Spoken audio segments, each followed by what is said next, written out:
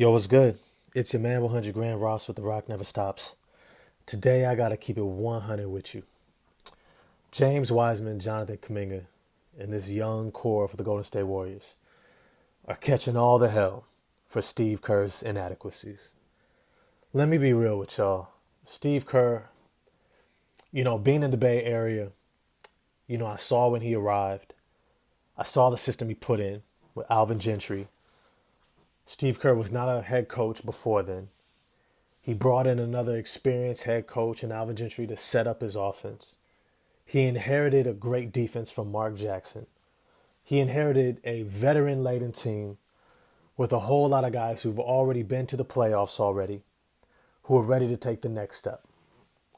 And right now, the Golden State Warriors have positioned themselves to increase their talent, to put themselves in a position to buoy this generation of a contending dynasty into hopefully another generation of ongoing high-level winning.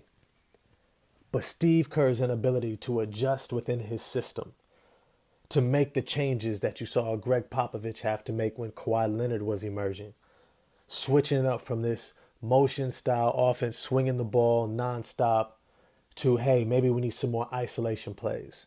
Maybe we need to get up some more threes. Maybe we need to make some adjustments to this system so that it fits the talent that I have. And as a result, James Wiseman is now in the G League. The same James Wiseman who was looking outright dominant in preseason. I know what you want to say, it's preseason, but the talent was the talent. You're looking at somebody who in only three games in the NCAA, you might say, oh, well, that's too small of a sample size in order to really understand. Look, to put up 20 points, 10 rebounds, 3 blocks a game on 75% shooting, I think it was 76% shooting from the field and 70% from the free throw line. To put up those type of stats in any situation means your talent is legit. And the Warriors' inability to figure out how to utilize that type of talent. Let me be clear. Steve Kerr's inability to figure out how to utilize that type of talent is causing everybody to come down on the players. Jonathan Kuminga, we already see what his talent is, right? We're looking at Jaylen Brown. Hell yeah. Great comparison. But Jaylen Brown never had to fit into a Golden State Warriors type system. He never had to read these cuts and these handoffs and these back doors, right? This is a style of offense that only, I would say, long-term vets run at a high level. Remember the first championship the Golden State Warriors win within this dynasty. Who did they have coming off the bench? Leandro Barbosa. They had Andre Iguodala still in his prime, one of the highest IQ players in the NBA. They had Andrew Bogut, super high IQ veteran player at the tail end of his prime within his career. They had Draymond Green, who was a 3 or 4 year college player over at Michigan State, high IQ player. You had Klay Thompson. You had Stephen Curry, who spent multiple years in college. Harrison Barnes, multiple years in college. Not to mention the years they spent then afterwards in the NBA and then working their way into the playoffs. This was a veteran, experienced, high IQ team. This is what Steve Kerr inherited. He didn't have to develop. He didn't have to make these huge adjustments. He just had to manage the talent that was there. He did a great job managing, bringing in Alvin Gentry, putting an offensive system. He had Mike Brown, maintaining the defense. He had these veterans in place. All he had to do was keep it rolling. And he did. Great job. But now it's the time where your coaching chops are being challenged and you're going to have to make adjustments. You're going to have to make changes because your job as a coach is not to make players fit you. You ain't playing. Steve Kerr, you ain't shooting a shot. They don't need to fit around you. Your job is to figure out how to make your system work for them, which means that you may have to do more specific individual play calling and not just have them make reads. You have these incredible talents that are now looking like they're not playing up to their talent, that they're not measuring up to everyone's expectations. I seen this dumb take. I'm not even going to say the names, but if they listen to it, they know who I'm talking about. They're out there saying, oh, there's 10 other guys I would have selected over James Wiseman. Let me read to you the people in the top, let's say 15 of his draft. Anthony Edwards went number 1, James Wiseman number 2, LaMelo Ball number 3, Patrick Williams, Isaac Okoro, Onyeka Okongwu, Killian Hayes, Obi Toppin, Denny Avdija, Jalen Smith, Devin Vassell, Tyrese Halliburton, Kyra Lewis, Aaron Neesmith, Cole Anthony. Who the hell were you drafting over James Wiseman? 7'1", 7'7" wingspan, soft touch around the rim, lefty, can handle the ball, bring it up the court, big time rebounder, rim protector, can shoot the three, has a jump hook and a turnaround jump shot. Who the hell were you drafting over him? Who? Okongwu, the 6'9" center in Atlanta who's been coming off the bench because he projected as a better fit for your system? There's a reason why Bob Myers selected James Wiseman over Onyeka Okongwu. Because the undersized 6'9" center out of USC, no matter how good he seems, no matter how great his IQ is still a poor man's Al Horford. You don't select a poor man's Al Horford over potentially the next Tim Duncan. If the NCAA had not messed over James Wiseman and allowed him to play out that season in Memphis, he probably goes number 1. He likely goes number 1. Think about the rest of the guys who are even available in this draft. Most of them who had the IQ that you want to see for your system, an Onyeka Okongwu, a Killian Hayes, a Denny Avdija, right? Maybe a Devin Vassell, Tyrese Halliburton, maybe one of the better options, right? You're bringing in guards to be what? Backups? You're going to draft a backup at the number 2 spot or trade the number 2 pick to go down to get a backup? What are we talking about here? What are we talking about here? There was not a better option. There was no better option than the one that you took. But it was Steve Kerr's job to figure out how to fit him in. You need to run some set plays. I'm sorry. When James Wiseman is in the game, you're running pick and roll, a high pick and roll or pick and pop. And you're developing that part of his game. Give him some isolation post touches when he's in the game. Jonathan Kuminga, don't ask him to make a million reads. He's not Draymond Green. He's never going to be Draymond Green. Don't ask him to be Draymond Green. Tell him to attack the rim and dunk on people because you got all that spacing out there with Klay Thompson and Steph Curry. That's what you're supposed to do. You're supposed to say, hey, when you get it, what we want from you is to attack the rim and be able to make this kick out pass if you draw a defender. That's what we're looking for. Not make a dozen reads and then bench you when you can't make all these reads. He's not going to be as great of a defender as Draymond Green or Klay Thompson.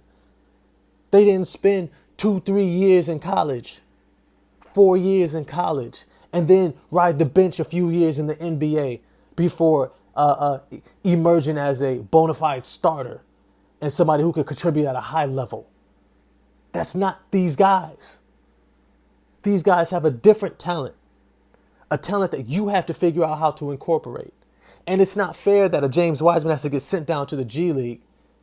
Even if it might help him for this system, the system should have already adjusted for him. Already, off top. I've been saying they should have started him. Should have started him with that starting unit. His gravity with the rim running would have been a great compliment for Stephen Curry at the top of the key to run some pick and roll, to give him some easy looks at the rim. We saw it throughout the whole preseason. It looked like butter out there. Either the lob or the floater, which one you want. You can't stop both. Not with Klay, not with Wiggins on the other side. Even with Draymond out there. You can't stop it. But no, you bring him in off the bench. And here's the thing. This was the major flaw going into this season by Steve Kerr. You tried to start all your young players right off the bat. You tried to put in Jordan Poole with Jonathan Kuminga, with James Wiseman. And then 2 players who are somewhat veteran. One is a veteran, J. Michael Green, and the other one, Dante DiVincenzo, is still early in his career, but neither of them know this system. So you got a bunch of young guys who are still figuring out this system. No veteran leadership there to help them run it and orchestrate it. And you have them try to execute probably one of the most complex, difficult, high IQ systems in the NBA. They were set up to fail. This was not a setup to succeed. Now, do I like the adjustments? I like Anthony Lamb. I like him. I like Ty Jerome. I like DiVincenzo. I even like J. Michael Green. Do any of those guys have as much upside as Jonathan Kuminga and James Wiseman? Hell no. You take those two, you put them on Charlotte right now, they're balling out. You put Jonathan Kuminga over there in Charlotte right now. He's averaging 16 to 20 points a game. Easy. He's a walking bucket. Even if he can't shoot threes to the same level, or it's not even that he can't, I'm going to be honest with you, it's not even that he can't shoot threes at the same level of a Klay Thompson and all that. He doesn't need to. You know why? Because his first step is cat quick. And he only takes one dribble before he's skying and dunking on everybody. He doesn't need to shoot like Klay and Steph. He doesn't need to do the things that they do. Stop asking people to be like this still current, maybe dynasty team. There will never be another Stephen Curry and Klay Thompson and Draymond Green combo. That was a match made in heaven. That is all the stars aligning, the planets lined up just right. You caught lightning in a bottle with that three. You're never going to find that again. And trying to make other players fit into their mold is only doing them a disservice. Steve Kerr has to adjust for these players. Now, whether or not James Wiseman is able to get enough reps down there, and I hope he gets hella reps. I hope he gets so many reps. He's nonstop seeing actions at the top of the key with handoffs, pulling up for jump shots, getting in a little mid-post action, looking like a Joel Embiid inside the G League, dominates, averages 25 to 28 points a game, comes back up in like a month or two, and then he's just balling out for the Warriors. I hope that happens. But when he comes back, Steve Kerr, it's on you to get the most out of his talent. Because there wasn't 10 players better out of his draft. There wasn't anybody else who fit what the Warriors needed better inside of the NBA draft of his year. His talent level is ridiculous. Don't talk to me about, oh, well, DeAndre Ayton, he was a number one pick. He didn't really develop in Phoenix. Phoenix sucks at developing talent. Don't compare Marvin Bagley III. Oh, he was a top big man drafted by the Sacramento Kings. He didn't develop. Sacramento sucks at developing talent. That is not the bar. That is not the norm. You take those two guys, either Marvin Bagley III, you take somebody like Wendell Carter, who's in a terrible situation in Chicago. You take DeAndre Ayton out of the Phoenix Suns, and you stick them in some place like Toronto, who lives and breathes and eats player development. And you put them on that team, they look like all NBA all-stars right now. Guaranteed. James Wiseman on the Toronto Raptors looks like a flipping all-star right now. You put those guys on teams that focus on developing their talent because they know they have to. They look like great players. You see, the reality is, as much as we want to say that the Warriors do a great job developing, it was Mark Jackson developing them. You forget. It was Mark Jackson who was the one who said Steph and Klay are going to be the greatest shooting backcourt of all time. Who committed to them over Monte Ellis and David Lee early on. It was him. It was him orchestrating this thing and putting guys in the right position and feeding them confidence. Feeding them confidence. Setting the foundation and the culture of this dynasty. And so when you look at what they're currently dealing with James Wiseman not playing how they want him to play, you know what? There are very few players that you drop them anywhere and they just do what they do. Very few. That's the Shaquille O'Neals. That's the Michael Jordans and LeBron Jameses. Those guys are going to do what they do in any place because they're that physically imposing. They're that type of player. But the majority of guys are going to need to be developed. They're going to need to be put in positions to be successful, to maximize their talent. And that responsibility falls on the coach. As always, I want to know what you all think. I'm just ranting right now. Holla at me in the comment section. I'm going to holla at y'all down there too. I'll see y'all next time. Peace.